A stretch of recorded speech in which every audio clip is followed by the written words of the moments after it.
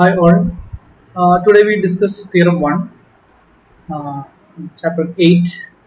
Mm, this theorem establishes the existence of a Levi-Civita parallel vector field. If you are given a surface, n surface, and uh, alpha is a parameterized curve in S, by fixing T naught, a point on the domain of the parameterized curve, and let V belongs to S alpha of T naught. That means corresponding to a vector in the tangent space at alpha of T naught, uh, you can construct, or there exists at least one, not at least, that is exactly one parallel vector field with the condition V of T naught is equal to V.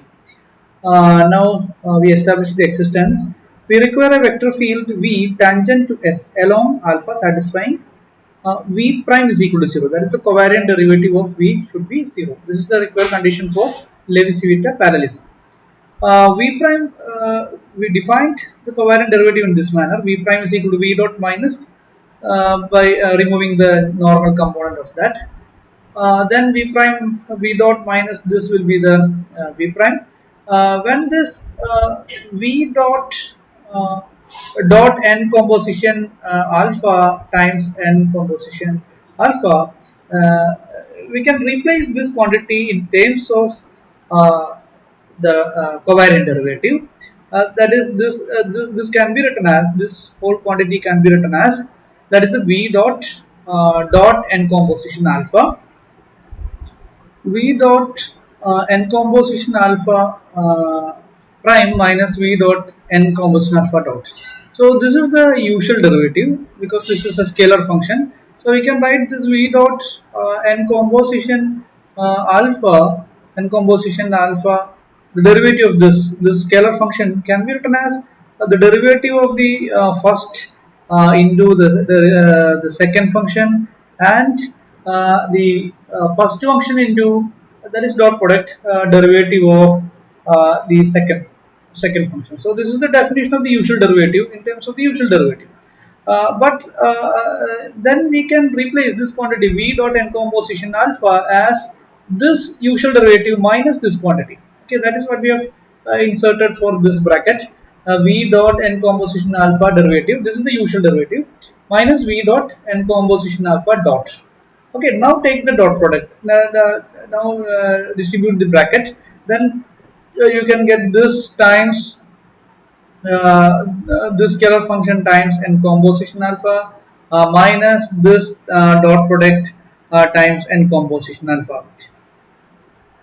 Now our requirement is V should be the tangential, because we need to get V as the parallel vector field. So this V should be tangential, and this n is the normal vector field. Then this dot product is 0. So our requirement is to get this V dot plus this quantity as the covariant derivative of V.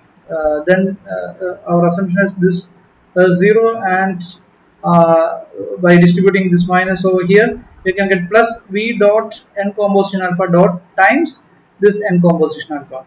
So this is our requirement. So V prime is this V is to be the parallel vector field. This V prime should be 0. Then V prime is equal to 0 if and only if this quantity is equal to 0. Okay, now we have to solve the differential equation constructed using this equation, this right side equal to 0. So that is V dot plus this one. When you expand this V and n composition alpha in terms of its component functions, you can get the first order differential equation in V. So this is the corresponding equation. When you expand this in terms of the components of V, you can get this is the differential equation by the existence and uniqueness theorem, as we have done in previous chapters. You can get the solution of this first order differential equation with the boundary condition V of T naught equal to 0. That is V I T naught is equal to small vi, I equal to etc. n plus 1. So there are n plus 1 boundary conditions are there. So this will give a solution for this differential equation because all these components are smooth. Now we have the solution, but the solution doesn't guarantee that V is tangent to S along alpha. So now we have to verify the property that V is tangent to S. For that, we consider V dot and composition alpha derivative.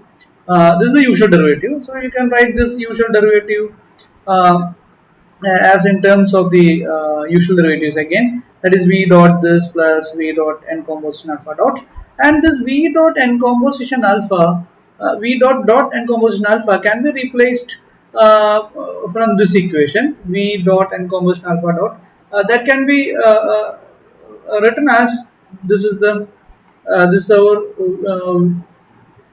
this is our differential equation. So this V is a solution of this one. So you can replace this V dot n composition alpha from this equation by taking dot product with this n composition alpha on both sides. Then the first term will be V dot n composition alpha, and this will be 1 because n is a normal vector field.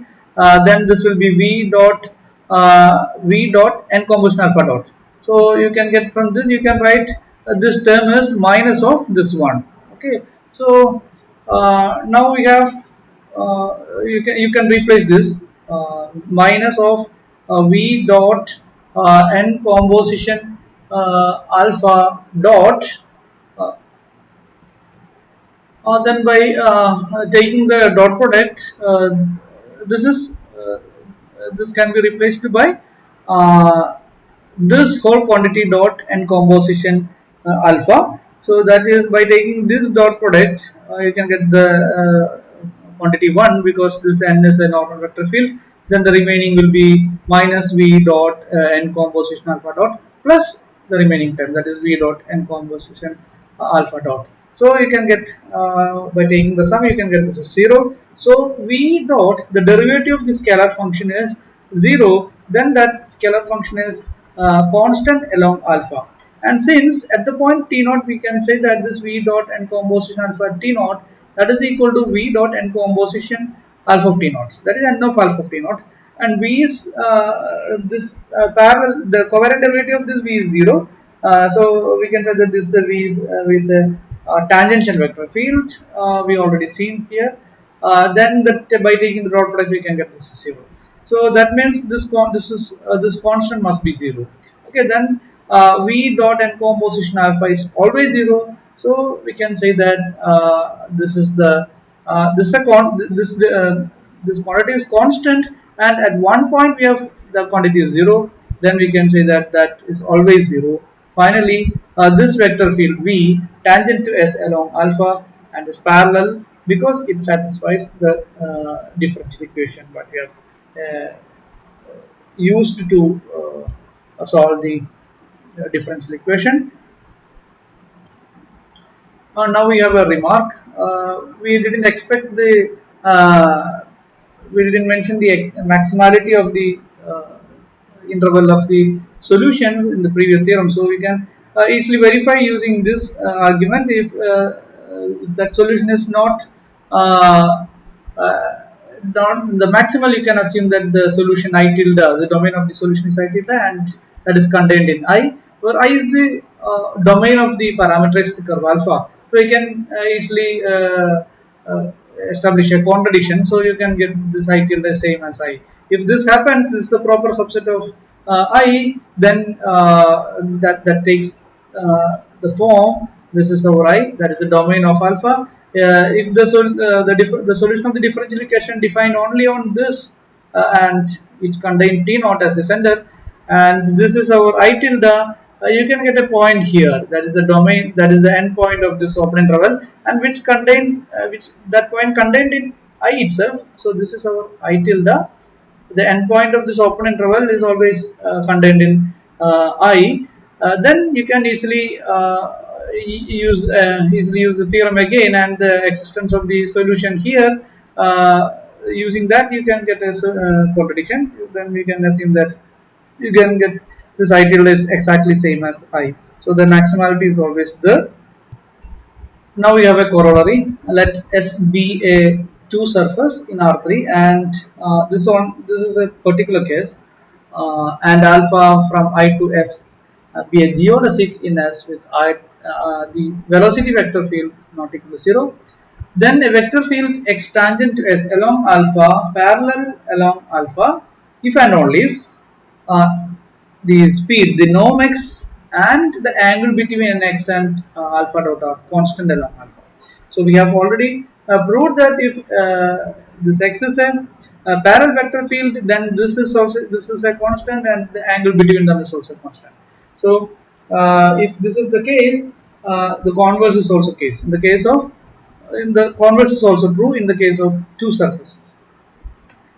We already proved the one implication. Now we will prove the other implication. Suppose both x and this angle between the x and alpha dot are constant along alpha. We will prove that that x is parallel vector field. So that means the covariant derivative of that is 0. Further, we start with the T naught. T naught belongs to I. I is the domain of alpha, and V belongs to S of alpha of T naught. If we choose a vector V in the tangent space of that surface at T naught, this is the unit vector. So, if we choose such a vector, then choose this vector orthogonal to this alpha of T naught. That is possible because this is the case of two surfaces. When you take the two surfaces, then that resides in R3. Okay, so the tangent space is of dimension 2. Then if you choose a vector V, then or if you choose a vector alpha dot T naught, then we can easily choose another vector orthogonal to this alpha of T naught, because the dimension of that tangent space is always 2. Then if you choose any alpha dot T naught, you can easily find a vector orthogonal to a unit vector orthogonal to that alpha of T naught. So the selection of this V is always possible. Let V be the unique parallel vector field that we have established in the previous theorem. The existence of the unique vector field in the previous theorem along alpha with V of T naught is equal to V. Then norm V is equal to 1, because since this V is parallel, then norm V is always constant.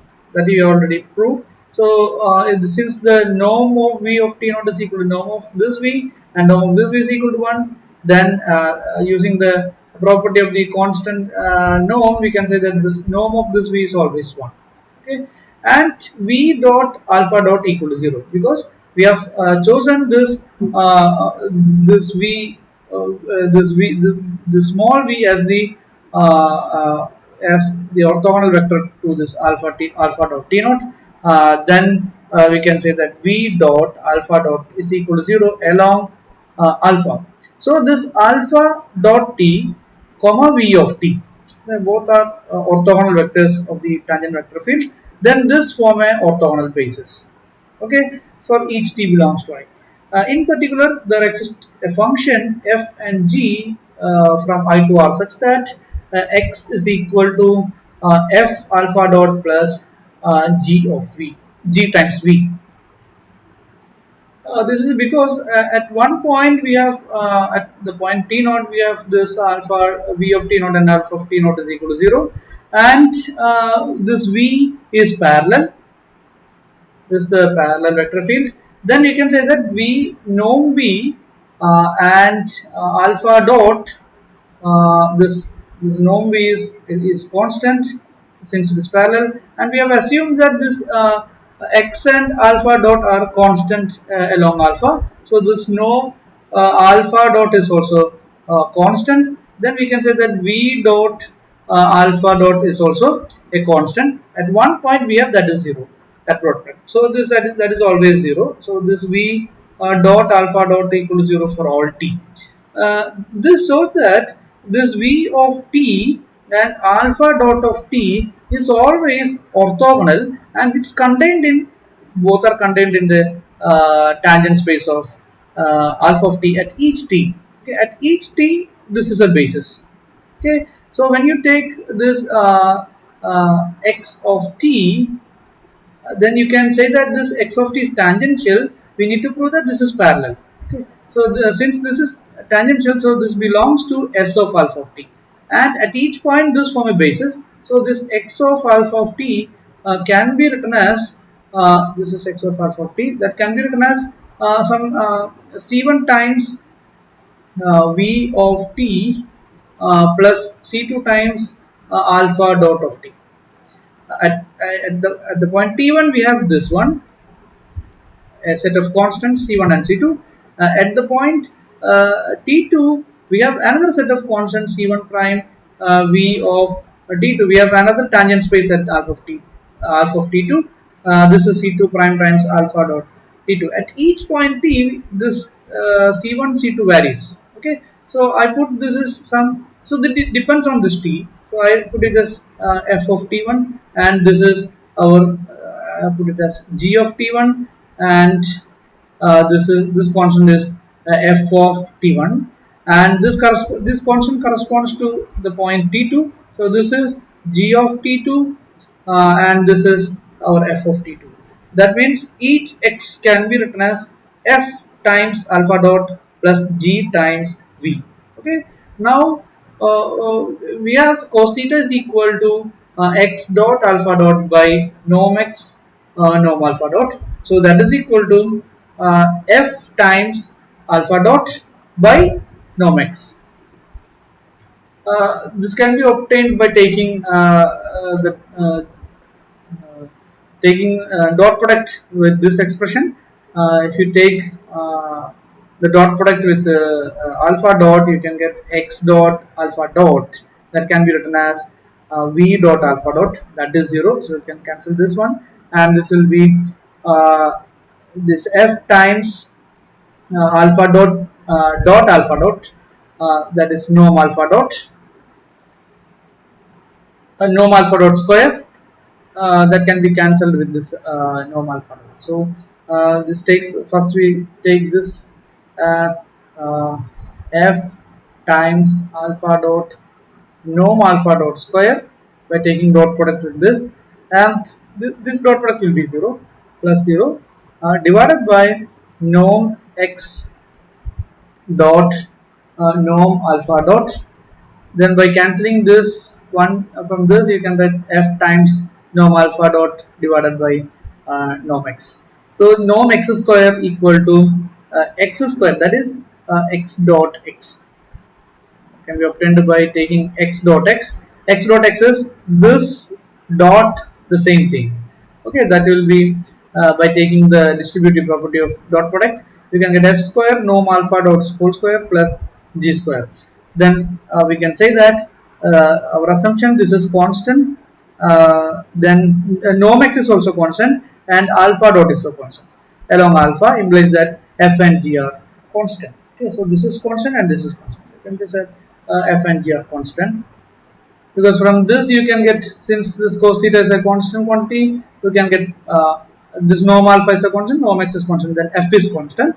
By using that concept in this expression, you can get f is constant, this is constant, this is constant, consequently f g square is constant, then g is constant. So this proves that whenever norm x and angle between x and alpha dot are constant, then consequently this x is a parallel vector field along alpha by the fourth property.